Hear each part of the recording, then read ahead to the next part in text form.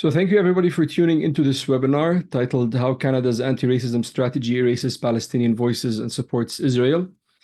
Before I begin, I hope everyone in this settler colony on Turtle Island is having a good evening. I pray that all settler colonies will be dismantled and all indigenous populations will have their freedom, starting with Gaza. Congrats for those supporting Turkey in the Euro Cup for the win against Georgia. While we're at it, good luck for Canada playing against Argentina after tomorrow in the opening game of Copa America. They are going to need a lot of it.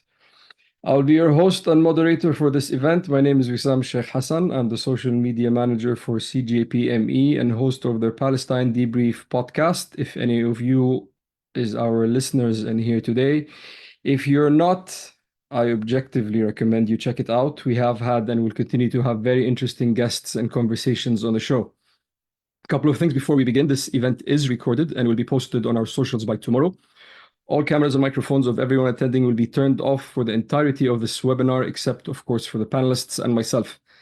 There is a Q&A section for you to input your questions, and we have allocated time at the end of it. But also keep an eye out throughout the webinar because we might respond to it in writing. You can upvote questions if you're interested in and leave reply to people's questions yourself. Please be respectful and constructive in your replies.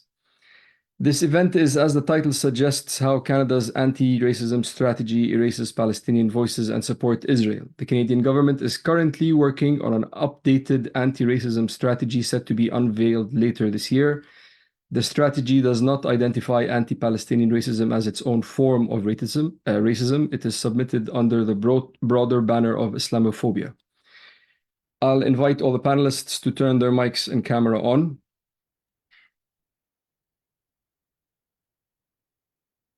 Good to see all of you. Mnoreen, as we say. So here to talk about why this is a problem that needs to be addressed are the panelists. We have Dania Majid, the co-founder and president of the ACLA, Arab Canadian Lawyers Association. Corey Balsam is the national coordinator of IJV, Independent Jewish Voices, and my friend and colleague here at CJPME, Alex Paterson, who is the senior director of parliamentary affairs. Nice to see all of you.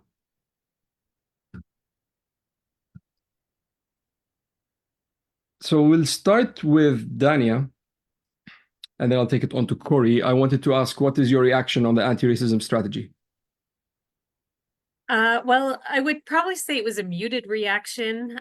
It was what we had expected to come down from the government when it eventually became released.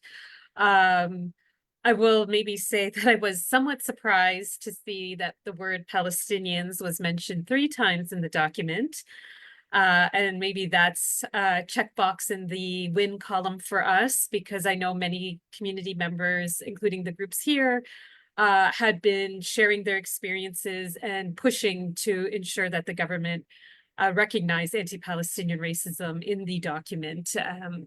So I wasn't actually expecting them to even say the word Palestinians. One of the mentions in the report or in the strategy where Palestinians is mentioned, I thought was particularly noteworthy, because in it, or in that reference, it lists a whole group of people who experienced, and I quote, unprecedented levels of hate in Canada, and Palestinians were one of the people, or one of the groups mentioned in that reference. So for us and for our work, that's something we will, rely on when we continue to push the government to recognize anti-Palestinian racism. And now, because now they have recognized that our community has experienced so much hate, and that we are being impacted by this form of racism. And now that they've recognized it, then there is an expectation that they address this form of hate. But unfortunately, as we had expected, although they did consult with Arabs and Palestinians, and that's what they said they did, and they said they consulted them up to the year 2024, and despite us sharing our lived experiences, they did not recognize anti-Arab racism or anti-Palestinian racism.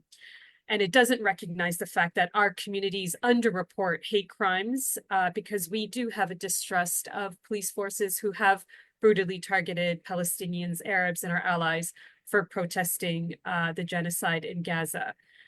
And then lastly, I just want to point out the strategy does include the IHRA definition of anti-Semitism, which equates the criticism of the Israeli state as a form of hate.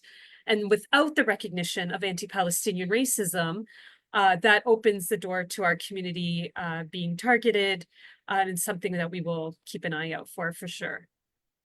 Great, thanks, Dania. Corey, your reaction to the anti-racism strategy?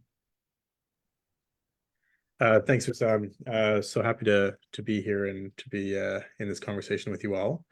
You know, I frankly expected a bit worse, especially given that they launched it on a Saturday, which was very odd.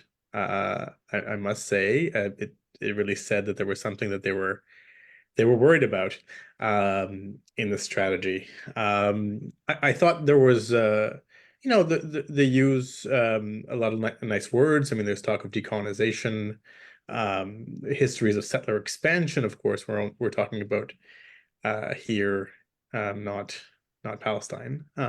You know, and some important guiding principles, though, of course, those are unfortunately easily co-opted. Nothing about us without us, for instance. I agree with Dania with respect to the mention of Palestinians. I think that's a really important win for us. I mean, no, of course they did not include anti-Palestinian racism, but it is a step in the right direction. I think Palestinians were the only sort of nationality that was named specifically. So I think that is quite significant and really it really attests to the work that that ACLA and CJPME and others have been doing to really platform and to really put this issue on the table. Yeah, I with respect to the hate crimes and statistics, I think that's one, you know, it really is important that there are caveats when they talk about stats around these things, and that was absent. I think it's really dangerous because there's a lot of talk of anti-Semitism. Of course, there are hate crimes against Jews, but because Jews are more comfortable with the justice system and often white, etc., there's more comfort to report. And there's also organizations like B'nai B'rith that are constantly encouraging people to report, often for frivolous reasons. So really, those police reported hate crimes are not very meaningful, and even those that are confirmed in terms of the relative piece with other groups are not. I mean, Indigenous people are often like 0 point something in terms of hate crimes, which is obviously just shows that it's not real. And yeah, the IHRA definition sabotages the document completely, right? And I think it's really unfortunate. They felt to some extent bound by that, the government having adopted IHRA. But of course, it's not just about what's in the document itself, but what's outside of the document. And we'll talk about that probably more a bit later. The IHRA handbook that's coming, which is separate but sort of connected to the anti-racism strategy. And I think that's where the real dangers lie. Very nice, thanks. There is a podcast episode that was released today where I interview our VP, Michael Buchert, and talk about the IHRA in more details. Alex, your reaction to the anti-racism strategy?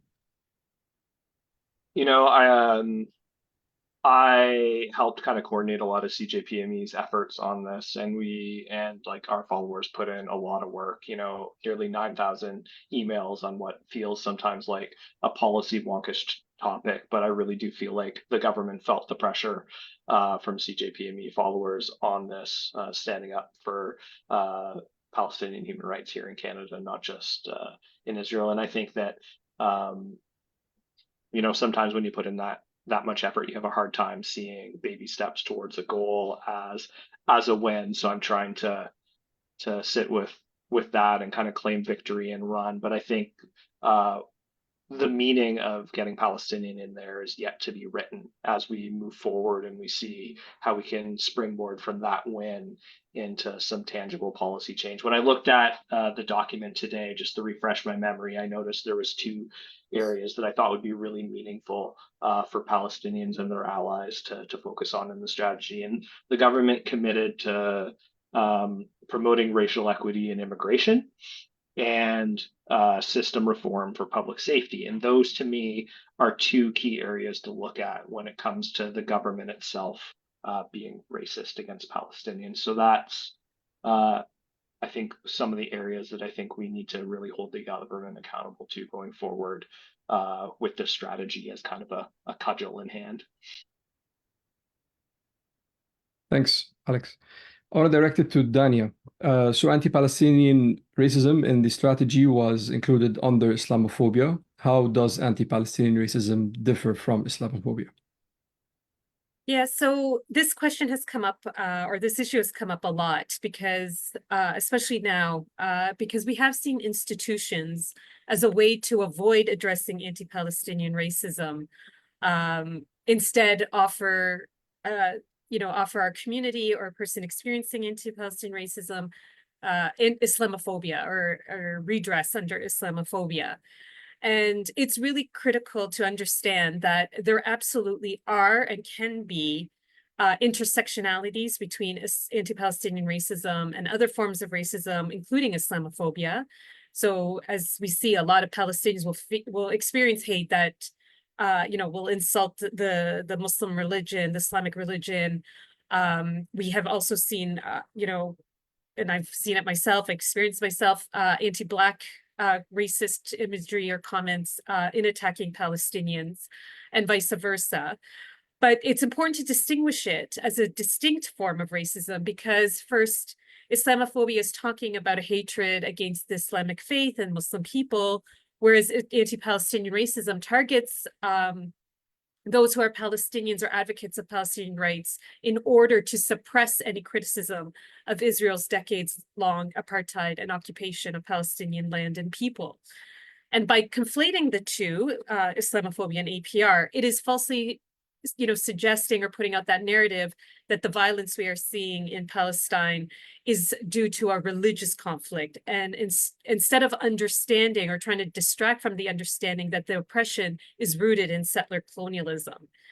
And another issue is, in describing what's, our experience as Islamophobia, it also further perpetuates racism by erasing the Palestinian identity, our history, our narrative of Palestinians who actually, follow many different faiths, including Islam, Judaism, Christianity, Druze faith, and many other smaller faiths.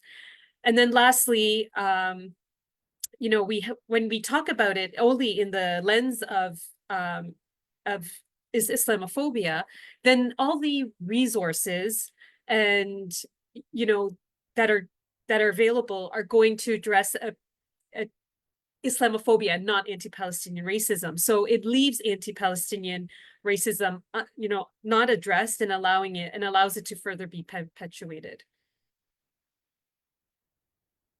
Would you be satisfied if they included anti-Arab racism in the anti-racism strategy? Well, I'd probably be very surprised if they did, but anti-Arab racism doesn't go far enough.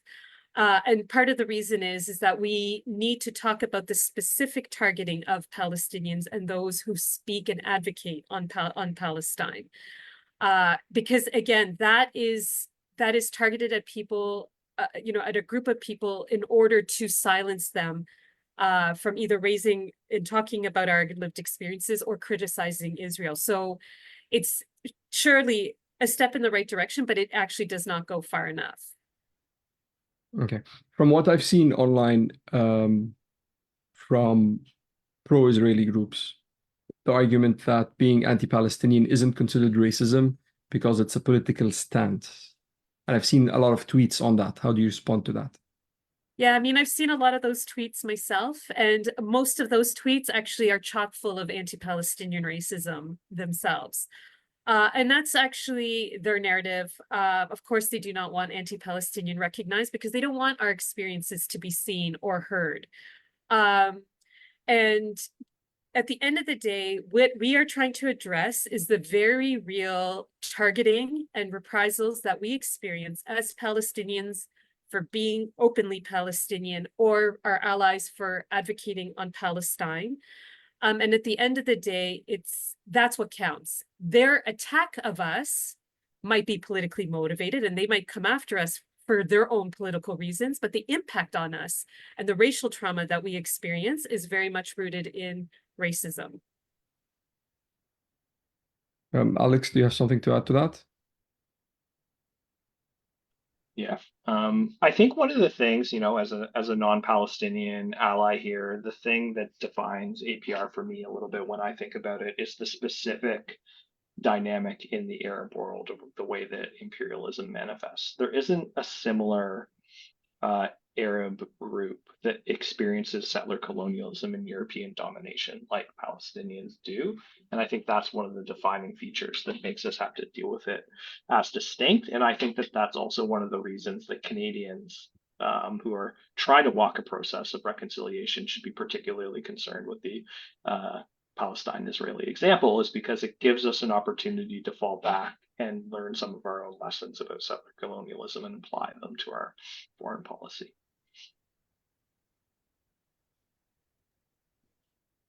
Corey, the argument that anti-Palestinian racism is a political stance and not considered racism.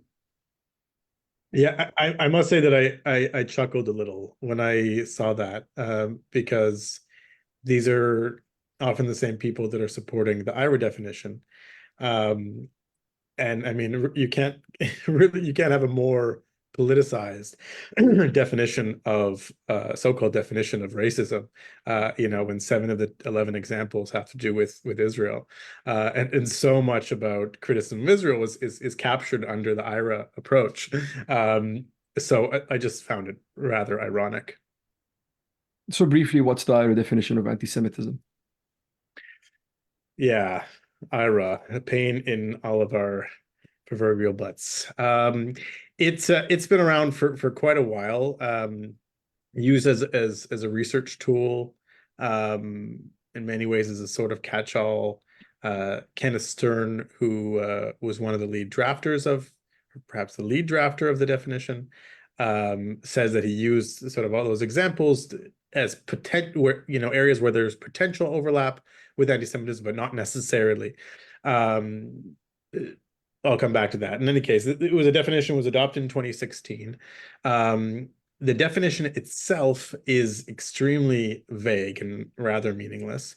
I'll just read it. And I suppose people can listen to the podcast with Michael Buchert and learn all about this, but I'll try to give a 101. The definition itself says, anti-Semitism is a certain perception of Jews which may be expressed as hatred toward Jews.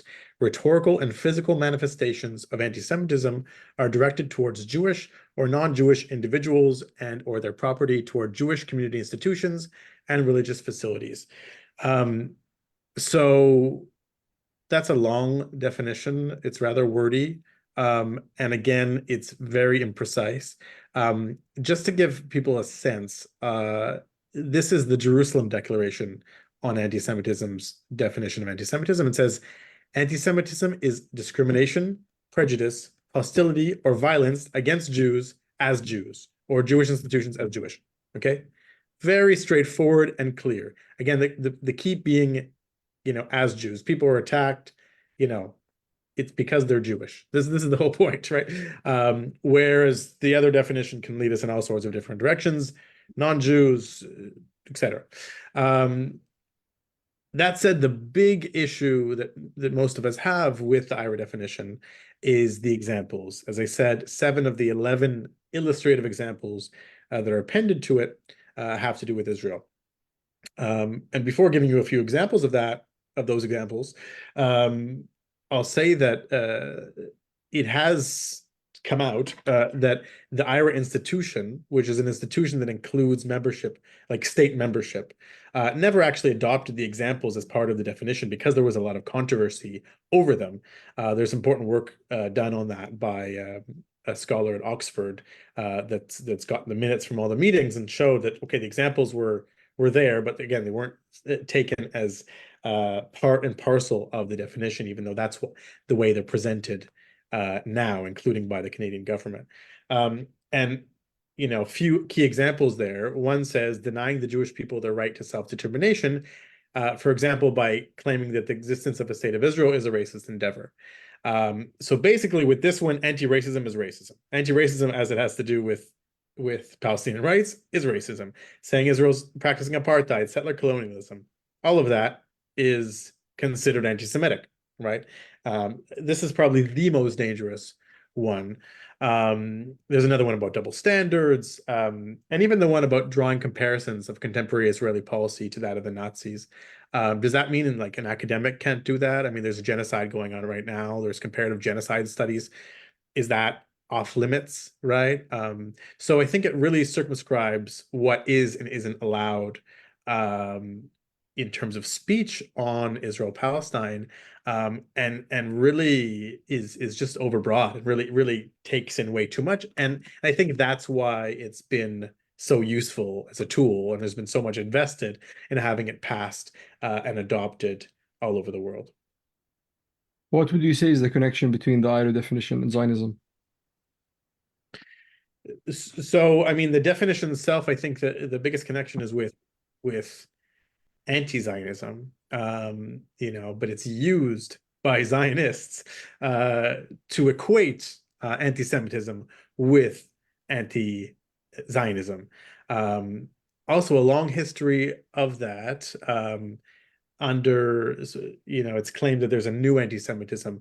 Our former Justice Minister, dear Erwin Cutler, was one of the key sort of proponents of that perspective, that there's a new anti-Semitism, and criticism of Israel is sort of targeting the Jew amongst the nations. That it used to be that that anti-Semites focused on or criticized or targeted Jews because of religion, then because of race theory, and now because of international law and human rights, right?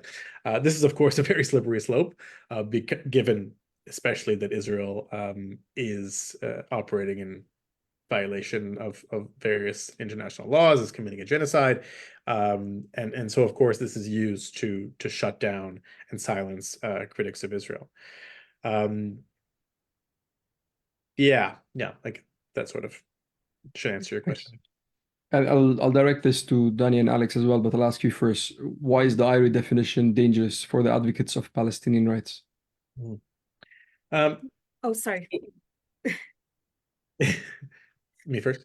Yeah, go ahead. Yeah, since yeah. I mean, as I said, it's a tool now. It's really a cudgel to shut down and delegitimize critics of Israel. Of course, there's a lot of weight to being accused of any type of racism.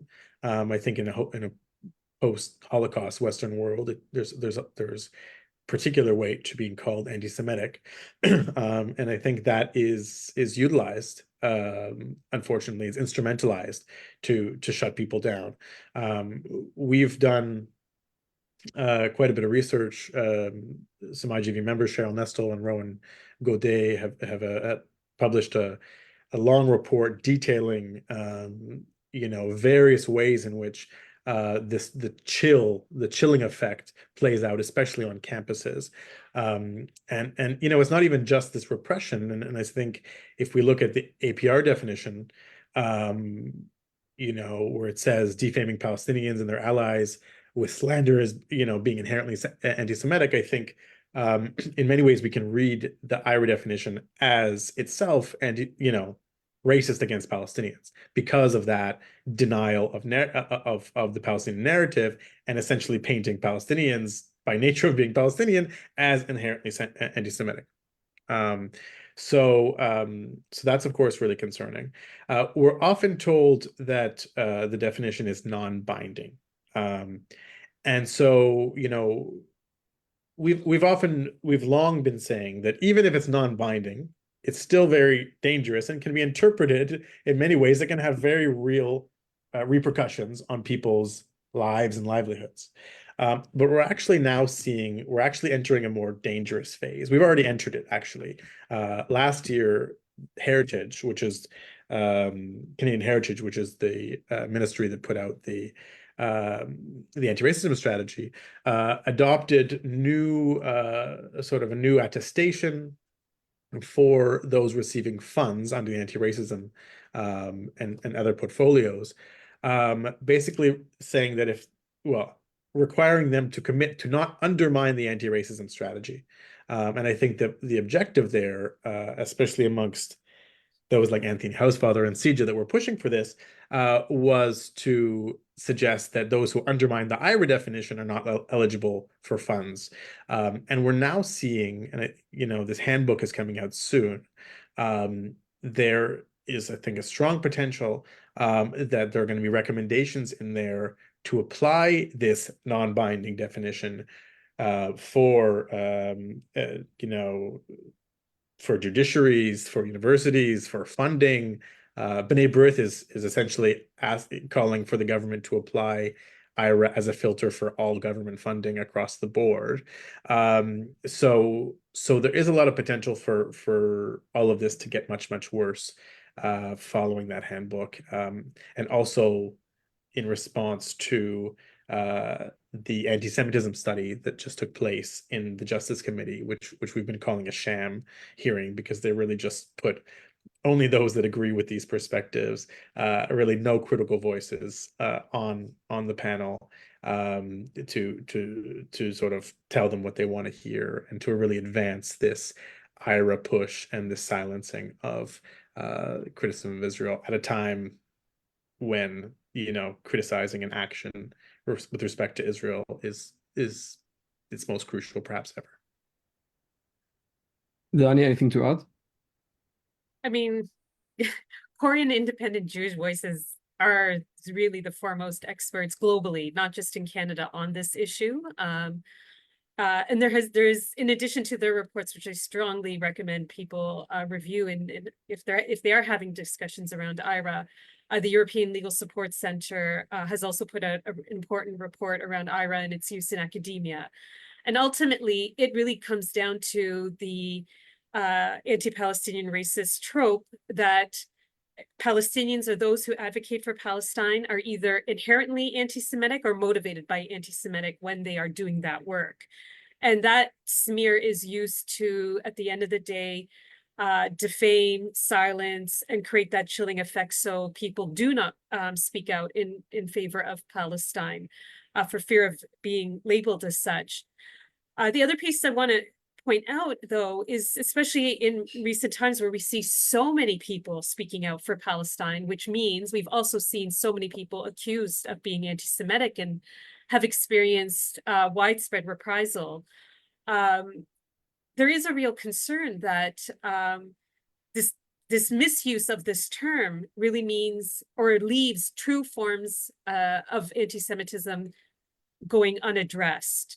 And that people won't, when there are issues of real anti-Semitism in our communities, that people just don't take it serious because they think it's another ploy to smear Palestinians or advocates of Palestine, which then puts and makes the Jewish community here vulnerable. So it is dangerous for both communities when we see anti-Semitism being weaponized this way. And it does have real impact on both Palestinians, allies, and our Jewish community members. Thanks. Alex. Yeah, I think, like the chill was really real. As many people who follow CJPME know, I started this job on September 25th, and it caused me to have a conversation with my partner about whether I take this job because of the potential career repercussions after I leave this job. Like, who won't hire me? What blacklist would I get on for standing up for Palestinian rights? So it's going into a lot of people's kind of calculus on the decisions they take. On a less personal level, I think the non-intersectional approach that Canada is taking to addressing anti-Semitism is actually undermining the foundations of anti-racism practice from my perspective. I think you'll see from the people who are pushing for the IHRA definition examples, you're seeing them attack critical race theory and feminist women of color approaches to anti-racism, which was the foundation of anti-racism and anti-oppression. You're seeing them attack international law, which is the foundation of civil and political rights for Canadians, like our charter and all of our international obligations come from there. But take IHRA taken to its extreme, attacks all of those things. I think you're seeing it being used as a justification for policing of Palestinian social movements and their allies to be done under the banner of hate crimes. And then it's really hard to critique this kind of carceral approach to anti-racism because it's done under the banner of hate crime legislation and hate crime practice. But what we're seeing is that the way that this is being done and this approach to anti-racism is actually kind of reinforcing the kind of institutions and structures that are the most violent and harmful to Palestinians. And it's this competitive approach that IHRA kind of embeds in Canadian anti-racism and damn all the other groups. And I find that to be the most dangerous part, is that it just undermines the value of intersectionality and like a common front against oppression, which to me, when I was growing up, was the central feature of anti-racist practice. All right, these questions are directed to all of you, and it can be a conversation as well. First one is, why is it important for the government to define anti-Palestinian racism in Canada's racism strategy? We'll start with Dania. Yeah, I mean, I want to be realistic about the anti-racism strategy. It is important that the government recognize anti-Palestinian racism in that strategy. The report that the Arab Canadian Lawyers Association put together does have a framework. It does have a description, and there's been a lot of broad-based consensus around it. And we want to see it in there because our focus in that report was really directed towards the systemic form of anti-Palestinian racism that we are most concerned about. Of course, we're concerned about the individual on the individual level, but at the end of the day, it's the anti-Palestinian racism that is coming out of the government and out of institutions that is what concerns us most. Because what we see is when the government says, really problematic things, for example, those attending the anti-genocide rallies are all Hamas supporters, or they're attending Hamas rallies. What do we see come afterwards? We saw, mass reprisals in the workplace against those who attended those reprisals, those protests, because the government created this situation where it was okay to be, to espouse these racist views, and it made it okay for people to then act upon them. So it's important that's recognized, because then it gives us a way to address that form of racism within our government institutions. But I will say that just by having it recognized in the anti-racism strategy doesn't mean we've won. It's not a victory. It doesn't mean that racism goes away. The strategy is a document, and anti-racism work is a long game. And it's work that we will have to continue doing even after, we do have APR recognized in the strategy whenever that day comes.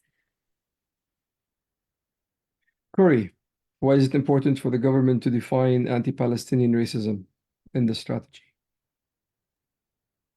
I think Dania covered a lot of this. I will just say that if I hate for it to just be a sort of a balancing act, but I think the fact that they include IHRA, and given the very serious implications of anti-Palestinian racism involved in that, and the folks in the government keep on saying that they passed it and they're not going back on that, then I think the least they can do is sort of temper the implications of the IHRA definition with the anti-Palestinian racism definition, which can, I think, really sort of keep the the IHRA definition at bay in many ways, you know, and not in some of its, you know, there are some examples that are very much real anti-Semitism, you know, and I think those wouldn't be challenged by anything like an anti-Palestinian racism definition.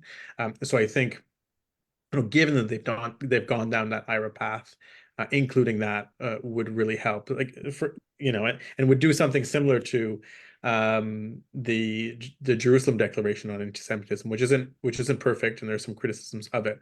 But one thing that it does that's really important is it has examples of what is anti-Semitism, but then examples of what isn't anti-Semitism. And I think because otherwise you have so many Canadians that are just shrugging their shoulders. What is everything's anti-Semitism? You know, they don't know. Or that's why we do a lot of, you know, workshops and training to help people understand again what is and isn't anti-Semitism. Thank you. Alex, the importance of the government to define anti-Palestinian racism. Yeah, I think it would allow some of the contradictions and hypocrisy in their current policy approach to be corrected. So I think something that really jumps out at me is that at the same time, by, you know, only recognizing Islamophobia and kind of collapsing things into that, you see this approach where, yeah, the government is, you know, putting CSIS and public safety agencies to work to ostensibly like help protect mosques and other religious institutions.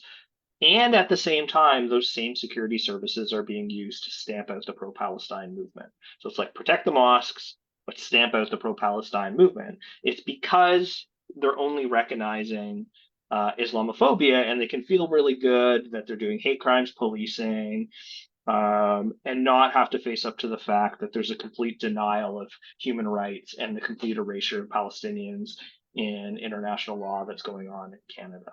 So it's very connected to how at the Justice Committee hearings you saw the special envoy for Holocaust remembrance and combating anti-Semitism, Deb Lyons, say she wants hate crimes prosecutors, like special prosecutors for hate crimes. So if the government continues its approach and adopts that recommendation of Deborah Lyons, what you're going to see is, yeah, there'll be some people who are prosecuted for, you know, violence or racism in a mosque.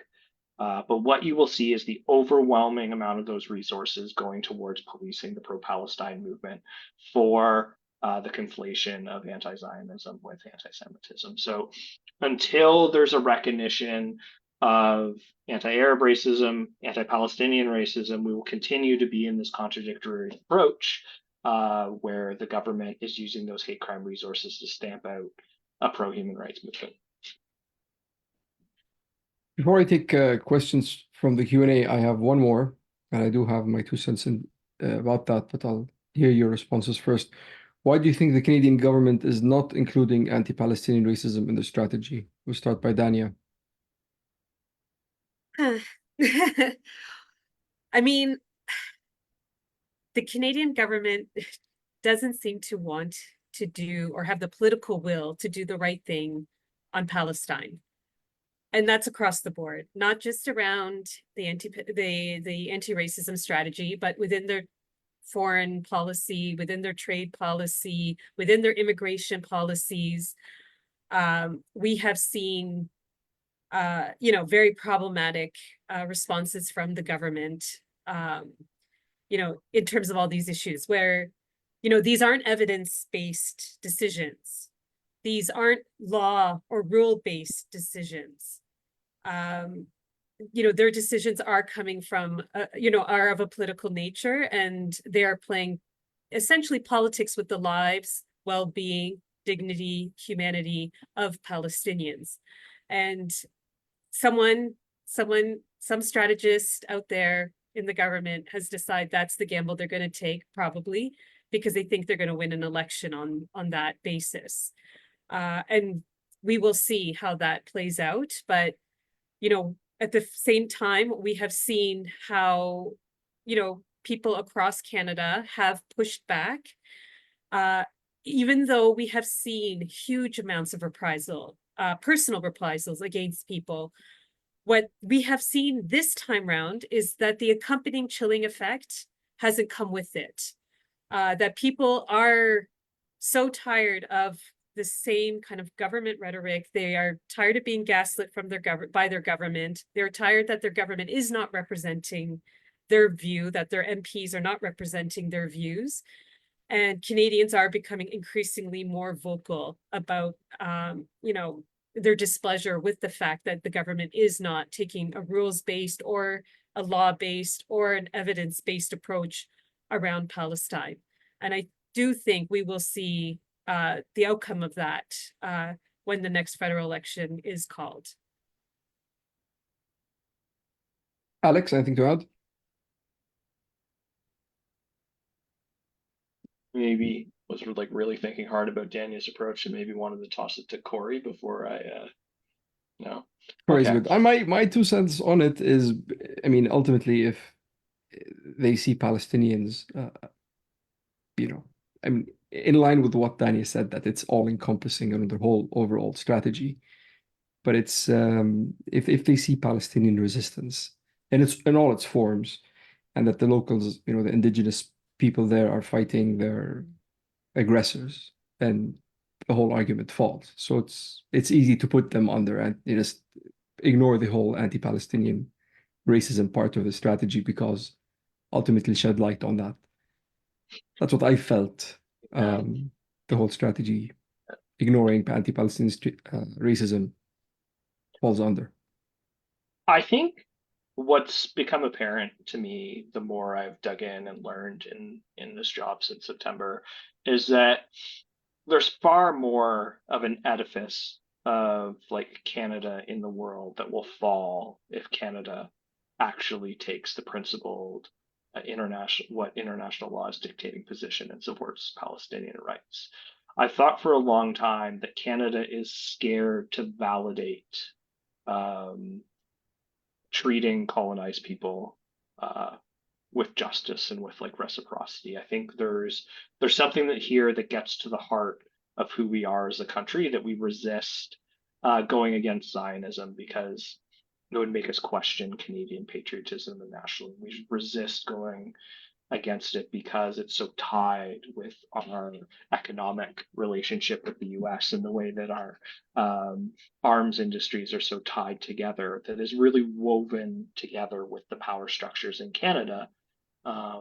And back when I was in university, I was doing Palestinian solidarity work and was like, I don't think we're ever going to solve this issue. I think we just have to have a revolution here in Canada, and then we'll have better foreign policy. But as I've gotten older and maybe more involved a little bit, I've actually been like, maybe this just is the entry point to like completely bust open the edifice of white supremacy in Canada. It could be, and I think there's just some people who aren't very smart and don't know how to not be racist in leading this country, and then there's some people who actually understand that it could be existential for Canada to grapple with this in a principled way. There's one question. I think, Alex, you can answer this. Corey, do you have something to add to that before I ask the question? Yeah, I just wanted to, just with respect to this question quickly, I know there are lots of questions and people waiting.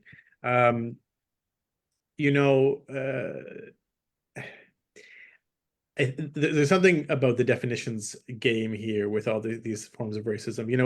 If we look at the definitions, most of the definitions included, they're not very substantive. The anti-Palestinian racism one is. I think that IHRA it's not good and it's problematic, but there's a lot of details. So obviously there's specificities of different types of racism, but I think with most of the other forms of racism, they don't get into much detail. And I think, I think they're just so much, they might be, I don't know what's in their head with respect to this. I mean, obviously there are political calculations. They may also be concerned about, adding other forms of racism. And when does it end? How specific do we get? Hinduphobia, for instance, which we know is being used as a, folks pushing Hinduphobia definition and narrative are very much in touch with the folks that are involved in IHRA and pushing, using definitions of hate to defend in their context against Hindutva and the Hindu nationalism. So they might be guarded against sort of playing this definitions game forever. That said, if there is one, there are, I think, a number of groups that deserve to be named in particular that are like particular targets of racism and hate, and Palestinians obviously do fall under that category, and so I think it is worth pushing for that recognition, and as I said again, to balance out IHRA as much as possible. This question is from Diana Abdelhamid. What should we expect from the Just Committee meetings that took place in May regarding anti-Semitism and additional measures to address the fears of Canada's Jewish community that was put forward by Anthony Housefather?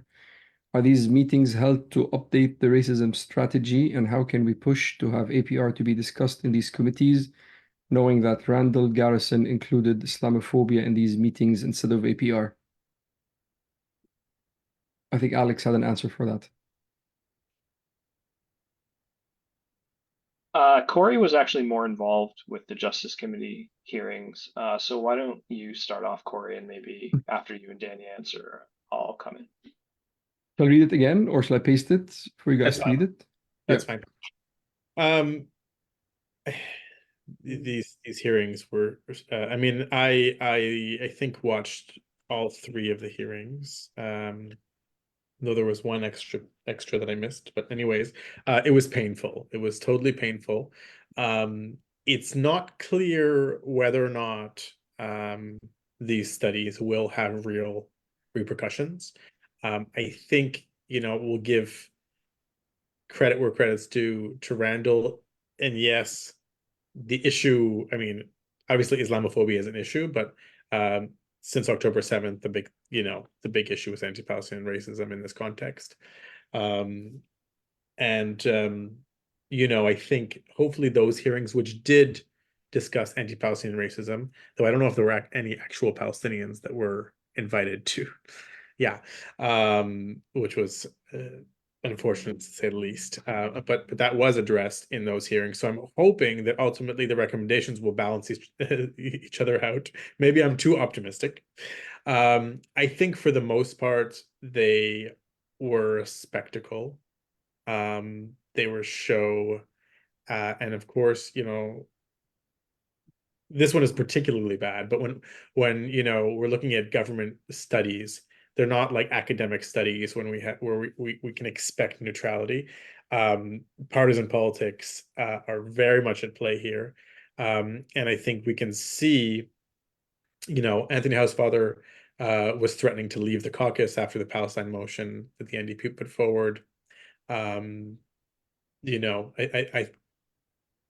think he was given this, as a way to sort of satisfy him, and also to maintain votes in liberal Jewish ridings. And there are about 10 big Jewish ridings in the country where he has the biggest, I think the largest number of Jews in his riding. But 9 of them right now are liberal. So I think there is concern about losing those seats and those going conservative. So I think their number one objective, the Liberals, in doing this study, is to keep those seats. And we'll see what the recommendations are. They're probably atrocious. It depends on the Justice Minister Arif Virani to accept them or not. I believe that's the process here, as usual. I think we need to watch it. We need to watch that space really, really carefully and see what's being proposed, and make sure we're really clear to the politicians that they can't just continue to throw Palestinians under the bus and amplify this, Israeli propaganda, essentially what it is, and not face repercussions. Dania, do you have anything to add? I think Corey provided a really excellent summary of what went down. The only thing I maybe would add in terms of outcome, a lot of this was inspired by what happened in the United States with the grilling of the presidents of the different universities. And House Father was really right on the ball about wanting to see the same thing happen in Canada. So I think when we see these recommendations and what's going to flow to these committees, we should keep an eye out on what is going to be happening within academia, or what sort of recommendations might impact academia and academic freedom. In Ontario, we have seen what the provincial government has done under the guise of mental health and fighting racism, and using that as a backdoor channel to bring in the IHRA. I mean, they haven't officially brought in the IHRA definition, but we suspect that's how it will come in, or potentially come in, to silence critiques and voices on campus, and use funding as the sort of the stick that they kind of cajole campuses to comply with, with their demands. And so the concern is, will we see something like that at the federal level? Right now, we are seeing a lot of battles playing out on anti-Palestinian racism at the public school board level. It's probably one of the most, some of the most racist and heated debates that we have seen flowing around the debate on anti-Palestinian racism. So just, something to keep in mind in terms of what might come out of these committees and how it might impact academic freedom at all different levels. This is a question. Why does it matter if someone supports Hamas, a resistance group only classed as terrorist by settler colonial states, not the UN or other countries that are not imperialist? At this point, a lot of masses think Hamas is doing righteous work. It's racist to continue to condemn them. Anybody? Yeah, I mean, I can dive into that a little bit. I'm not going to answer it directly, but I'll say some things around it, and people can draw their own conclusions from it. I think what's undeniable is that Palestinians, as an oppressed and colonized people, have a right under international law to resist, including through armed struggle, as an expression of their peremptory norm of self-determination. And I think Canada, because of a systemic bias against Palestinians, penalizes in so many ways the Palestinians participating in the struggle for self-determination. So you're going to see a report come out in July from CJPME about the Gaza visa program failure. But into that, we also get into just migration statuses for Palestinians overall. And what we uncovered is that there is just a complete blanket bias against the Palestinian self-determination struggle in Canada's immigration laws. There's like an Islamophobic, anti-Arab, anti-Palestinian bias in our public safety system. Like Palestinians are 0.14% of the global population, but make up 11% of the designated terror entities deemed by Canada. And then, 57 of 77 are Muslim or Arab. So, people in municipal campaigns against racist policing have really pointed out overrepresentation as a way to measure some of the kind of systemic bias against colonized populations. Well, I think we can see that at the national level in our national security policing as well. And we really need to unpack that. So that's an element that's operating behind the attacks on people who are supporting Palestinian resistance. That's not to excuse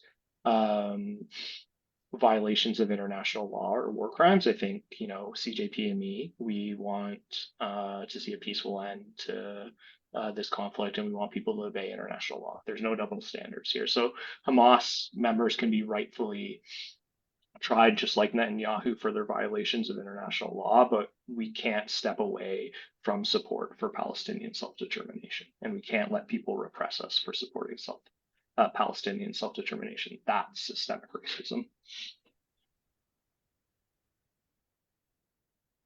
There's a question from Corey. Dania, anything to add? I mean, I think we could do a whole panel on Canada's terror list and sort of the racist process that gets groups listed, and which groups get listed and what the common thread between the groups that are listed. It is a political process. It's not, again, not necessarily based on the law and what the law says around resistance. And again, that, resistance is caveated with, upholding the, international law. It's not unfettered resistance. So but right now, Hamas is listed as a terror group, which means there are legal implications, whether we like it or not. So just, with the lawyer hat on, that's kind of the caution I would probably put out there in doing this work, that whether you agree with it or not, there are, we do have a criminal code, and certain expression could get you caught under that criminal code. I have a question from. Corey, sorry, one just thing. Sorry, Corey. Yeah, sorry. Yeah, so again, not about Hamas in particular, but I think we're seeing a lot of instances of people who are expressing support for armed struggle, for even just defense of Palestinian right to resist, using the phrase, all means necessary, by all means necessary, to resist, etc. And even those that are talking about, October 7th in a positive light, because I think for a lot of Palestinians that there was some hope, at least at the beginning, that it was Palestinians breaking out of their open air prison. I think we really need to resist. I mean, we can agree or disagree about armed struggle, and so there are lively debates about that.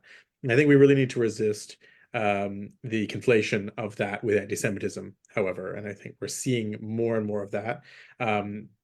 It was actually, haven't seen the ruling, but I know at TMU, at Toronto Metropolitan University, there was a letter from law students where they used the term, by all means necessary, and that was considered anti-Semitic. But then, a retired judge disagreed and said that was not anti-Semitism, which I think is quite important. So just to put that out there, that I think those things need to be separated. It's not necessarily because people hate Jews that they support armed struggle or what Hamas has done or continues to do. It's much more likely that if they do support them, it's because again, they believe, like the Canadian government believes in using violence to achieve certain aims, that they also hold beliefs like that.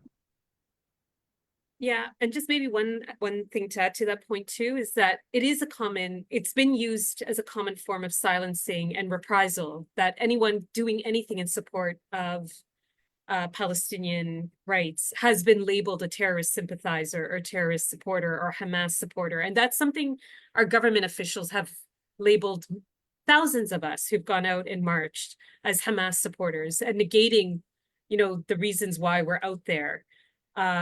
So again, that trope, as Palestinians as inherently violent, or, all are terrorist sympathizers, is a common form of anti-Palestinian racism, and has resulted in people being fired from their jobs, or experiencing discipline from their jobs for participating in a protest or putting up a ceasefire now or end the genocide post on their social media, on their private social media. So it is something to keep an eye for it and to push back against. There's a question linked to that. I was tempted to answer it, but I'll ask you. Many people believe that the rally chant "From the river to the sea, Palestine will be free" is a call for the annihilation of Israel. Would it not be better to say instead "two peoples, two state," or something similar if we want to have more supporters for the Palestinian cause and a ceasefire? I was itching to answer, but Yeah. So, I mean, oh, go ahead, Dania, for sure. Oh, no, it's okay. I can add to you. what I want to get out in front with maybe on this one is that, you know, like there's not one, there's not two, there's not three. There's many instances of Netanyahu and other kind of center to far right politicians using similar phrases. There's, you know, some suggestion that there is a similar phrase in the Likud party charter. You know, people have chanted like from the river to the sea, there'll be Israeli sovereignty or Israeli security. You know, it's selective outrage about this chant and a misinterpretation of this chant. I think there's like clear historiography on this to show that it very much was about a one state solution. It has shifted as the political lines have been redrawn.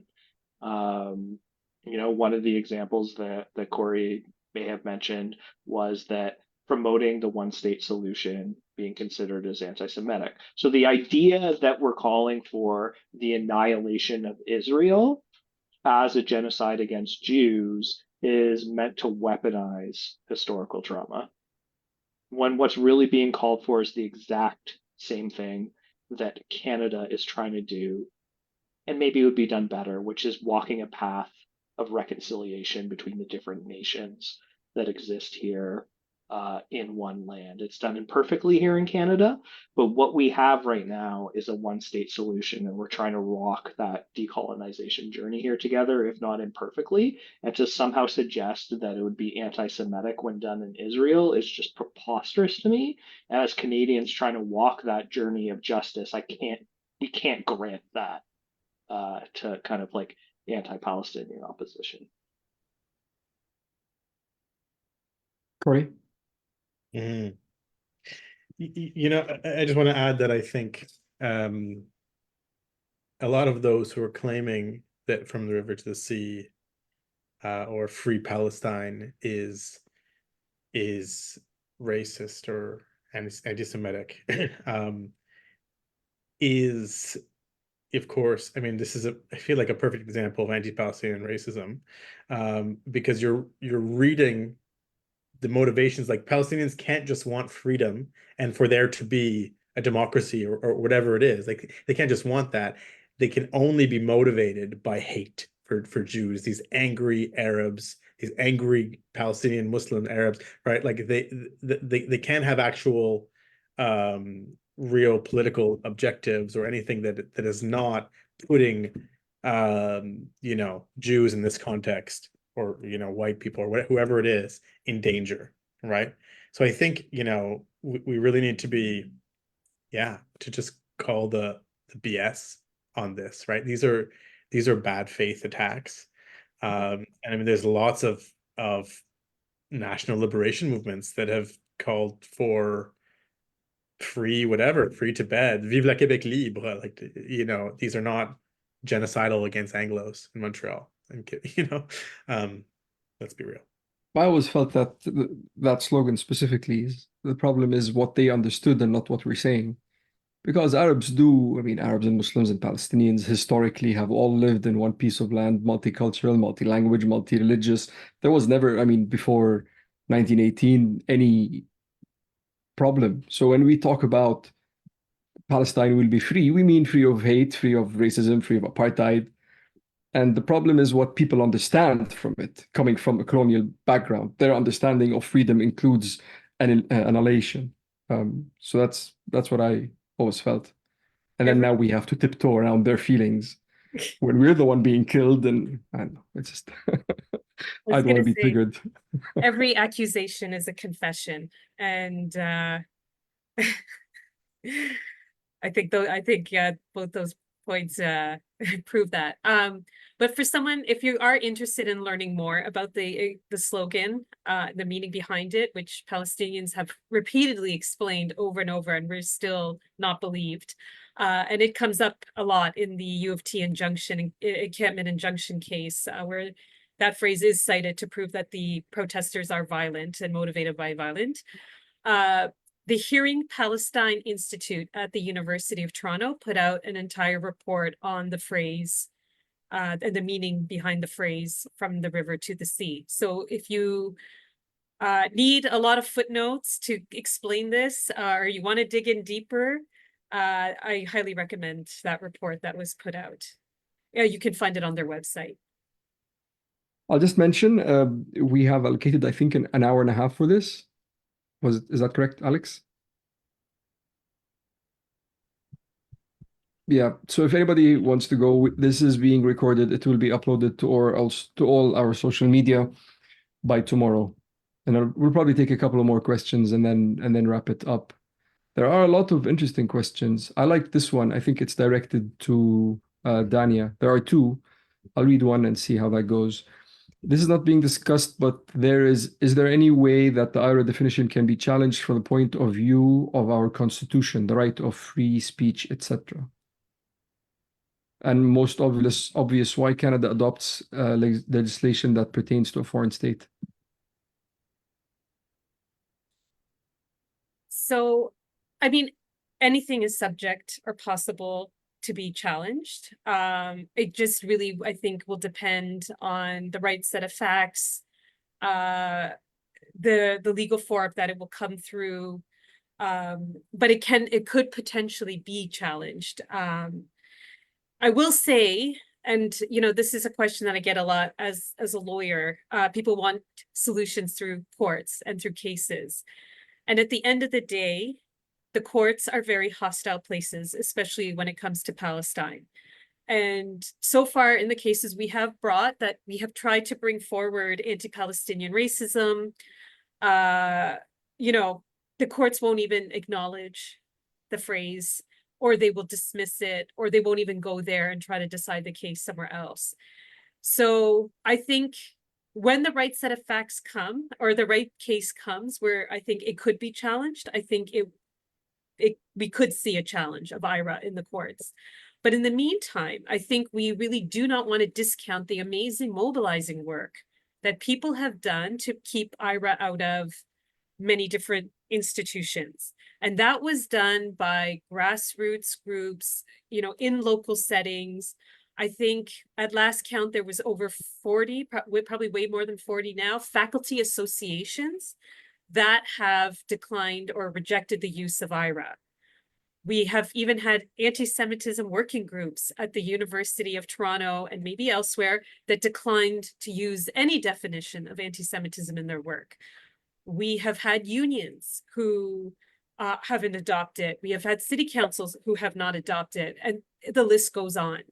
So legal cases are a tactic. They're a tool that foster and support grassroots work, but it's not going to be the panacea to eliminate the specter of IHRA, because we might knock it out in one context where IHRA posed a problem, but it doesn't mean we will necessarily knock it out of every other context.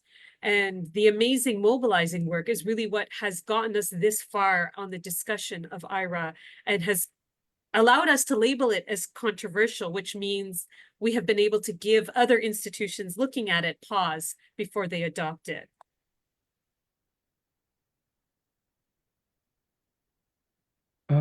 Anything to add, Alex or Corey? Sure. In our conversations with the government on this, I would say a few months ago, we were in dialogue with Minister Kamalkara's office. She's the one responsible for the anti-racism strategy. And what her staff did tell us is they wanted to be consistent with the charter. So like part of the debate internal and where we do have some ability to put pressure on Canada is to make sure that the anti-racism strategy and all of its components, the IHRA handbook included, is consistent with what Canadians expect as the protection of freedom of expression and freedom of speech. But then there's also international legal obligations that Canada has to uphold. So there's the UN conventions on civil and political rights. There's the convention on the elimination of racial discrimination. And if you go so far in your addressing anti-Semitism in a way that you want to, that it discriminates against Palestinians, well, we may be in breach of that international convention when it comes to addressing APR. So there are both national and international things that that we can appeal to. But I do ultimately think, as Dania was suggesting, that this movement is going to be won on the streets. I think for most things that are decolonization and actual true human progress, they're usually won on the streets. There is a question. Okay. What are the main points that we should advocate for? The IHRA definition, academic freedom, public safety, public best practices. There's a lot. So which is the main points that we should advocate for? Corey. So I think first and foremost, especially at this moment, we need to be advocating for an end to the genocide. And this is always a challenge for us to sort of balance the offensive and defensive, as I often consider them, right? Like really advancing the Palestinian struggle for freedom and justice, while also working to preserve the little space we have to have an impact and to engage on these things. So in that sort of defensive realm where we're dealing with the backlash, again, I think we might engage in it in a disproportionate way just because we're Jews that are involved in the Palestine Solidarity movement, and are engaged at different levels. But yeah, I mean, I think holding that no IHRA line is really important. Obviously there are implications for academic freedom, public safety. Yeah, I mean, maybe that's something that Alex can speak to a bit more. I do think that the hate crime stats and all of that, that's just something that again we need to problematize, because as I was saying before, we're just seeing so often these people saying without caveats, Jews are the most targeted group in the country, et cetera, et cetera. Again, there are community institutions that are targeted, individuals that are targeted, but we have to put things into perspective. And actually, IJV released a new report by Cheryl Nestle, who does a lot of our work around this, maybe last week.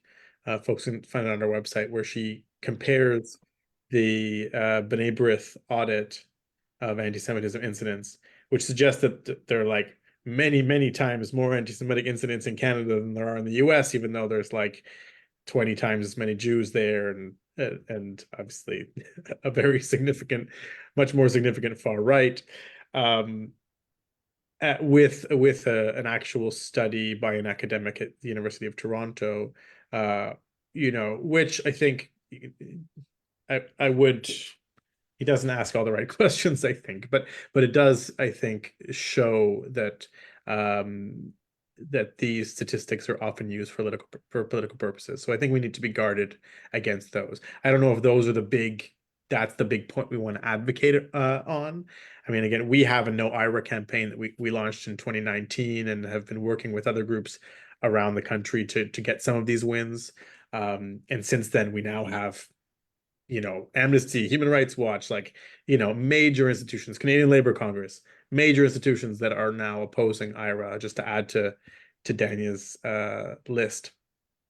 But I think, again, with the backlash, we need to, we need to oppose this conflation of anti-Semitism with anti-Zionism and criticism of Israel, whether it comes, through IHRA or through other means. Mm-hmm. If I may, I think about this kind of, when thinking about where different political parties are at. With the Conservatives, I think we need to work on them acknowledging Palestinians as human beings with rights who don't deserve a genocide.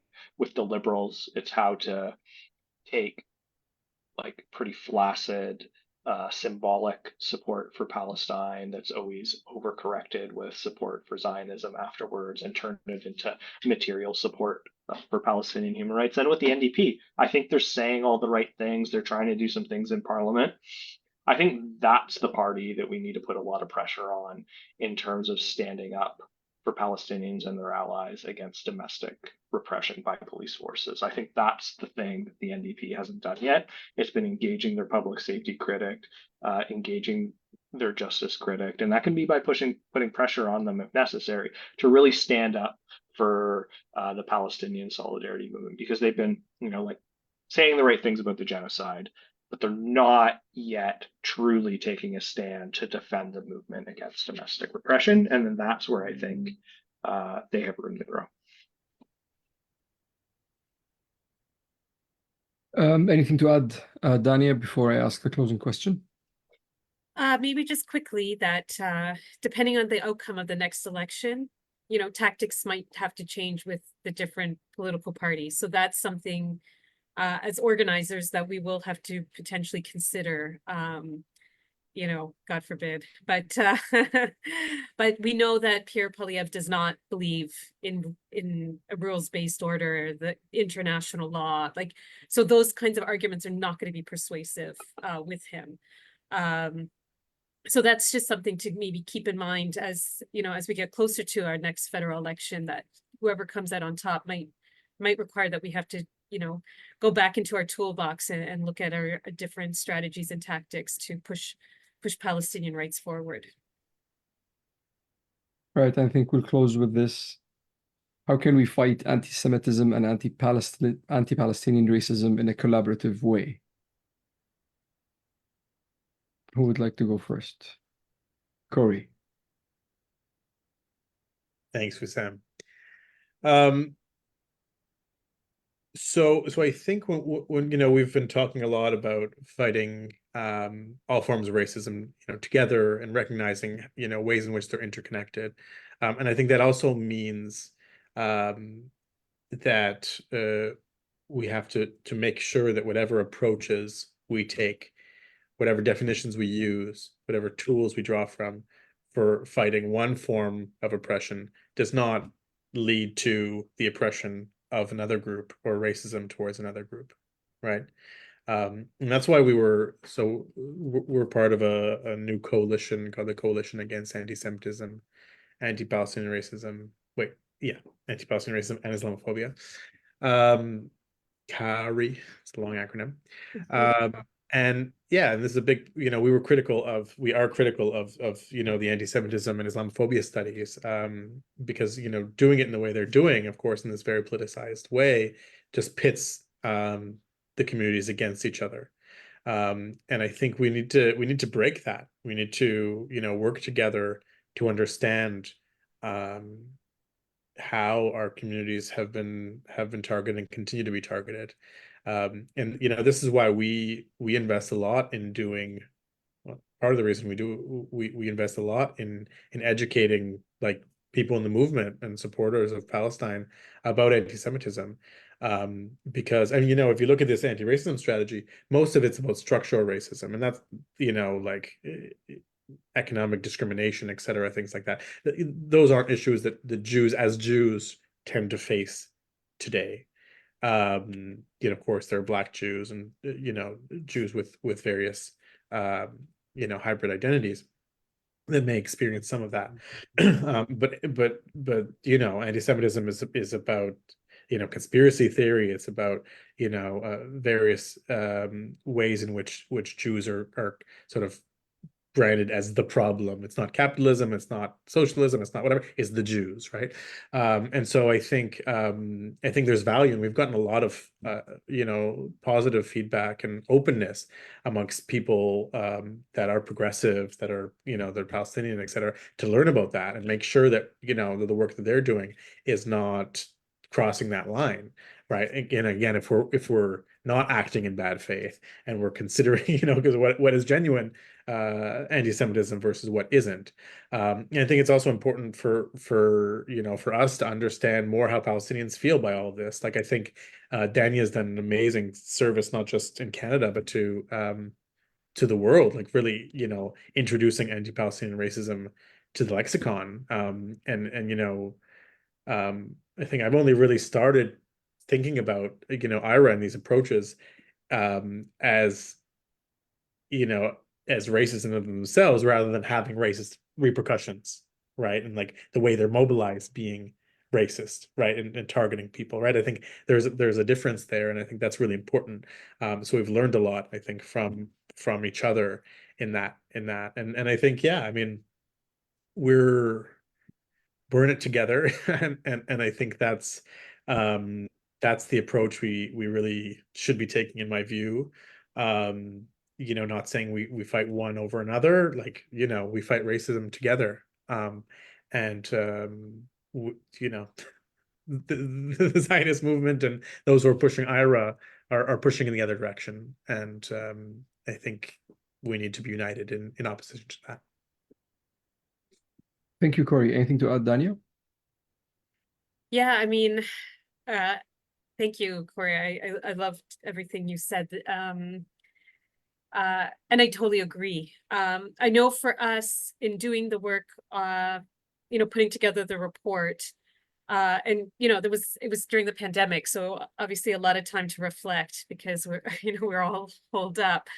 But the report came out of a lot of grassroots consultation globally, not just in Canada, but people sort of all different walks of life on the front line of doing Palestinian solidarity work and hearing those stories.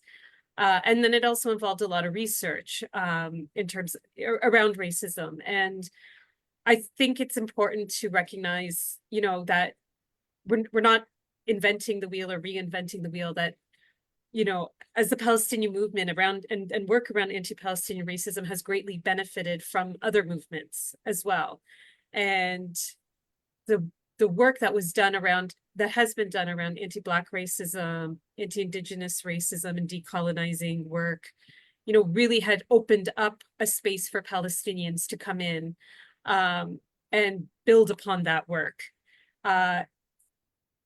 Supporters who are new to the Palestinian movement already were well versed around anti-Black racism and anti-Indigenous racism decolonizing work. So when you know, things happened around Palestine, starting probably, I would say, May 2021, when the uprisings happened there and the attack on Gaza happened at that time, people understood what it meant, what racism meant, anti-Black racism, how it manifested, decolonizing. They knew what it meant. So even if they weren't 100% understanding of Palestinian history, they understood what settler colonialism and racism looked like, and were able to interact with and engage on Palestine.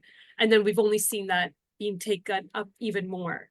And as the consequences, then we've also seen our Indigenous allies and our Black allies being heavily targeted, especially those that are doing a lot of decolonial work and critical race theory work. And there is that backlash because that work wasn't supposed to be applied to Palestine. And and now there's backlash against that. So I think it's important that we recognize that we are working together, that, you know, when we are fighting racism, we want to see racism fall for all different, you know, for all communities experiencing it. Successes for one group is a success for all of us. And, you know, the other piece, you know, the other community I want to talk about too is the queer movement, because the Palestinian movement has also learned and benefited a great deal from the queer movement and the strides that they have made and the allyship they have shown. And that work has also been critical, especially from an organizing, especially around arts organizing. We have benefited tremendously from the spaces they have created in fighting homophobia in different spaces. So we should, you know, so in doing anti-Palestinian racism work, we really should see it as co-solidarity, anti-racism work, ensure that we are working with other communities. If you go to any encampment, it is incredible to see how many communities for Palestine there are. And to me, like, this is what's kept me going forward, like to walk and see Sikhs for Palestine, queers for Palestine, Kashmiris for Palestine, Sudanese for Palestine, Thai, Nepalese, like, I mean, I just can't. Filipino. Yeah, that to me has been like, if there's that little sliver of light in this darkest of moment. It's been seeing those co-solidarities form. And I think those co-solidarities we have to carry with us forward, whatever happens, whatever comes next. You know, even if the invasion stops in Gaza, we have to end the occupation as the end goal. It's a long game for our community, but also for other communities who are also battling with their own forms of oppression, Western imposed oppression. So yeah, we're in it together. And I think we fight together, but we should also be sure that we celebrate together as well. So I'll leave it at that. Thank you. Alex, anything to add?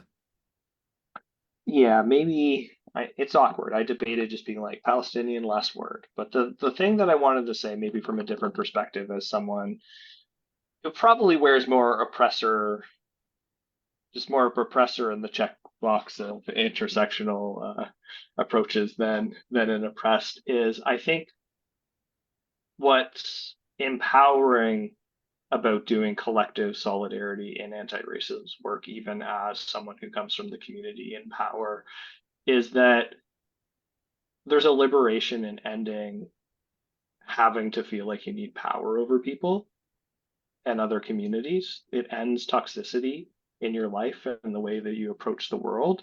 And you really do get to develop an approach that is about caring about others as you would care for yourselves or your family. And I think that's kind of, I guess, the inward journey of solidarity that I think is the most rewarding, but it's also the kind of like leading point of empathy that's required to do this work, in a way of just thinking beyond yourself.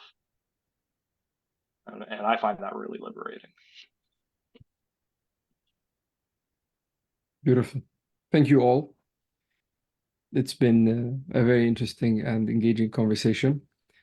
I'd like to remind everybody that we will be posting this on our socials, and I'll probably also put it on the Palestine Debrief podcast. At our peak, we had more than 200 participants and 4 attendees on Facebook Live. It's a good number. Look forward to meeting you all face to face. And I think as well, I'll be reaching out to Corey and Dania to have you over on the Palestine Debrief podcast.